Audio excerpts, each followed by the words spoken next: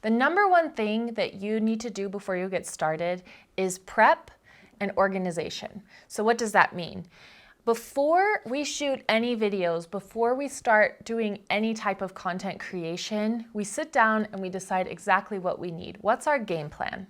When it comes to being organized, I can be a little bit obsessive, and sometimes I think people feel like I go over the top.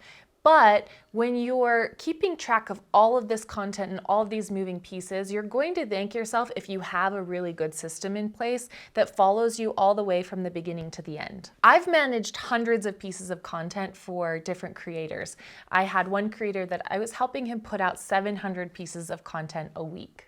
Now, the only way that that was going to happen was by having a really good system and by being organized. Right now, we manage multiple channels and have multiple clients, and so that's a lot of content. Plus, we have our own channel and our own content that we're putting out. So it is imperative that we have a really, really good step-by-step system and stay organized the whole way. And then along with being organized is doing prep for your content. Now, that doesn't mean that you have to script out every single word you're going to say in every single video. In fact, I wouldn't recommend doing that.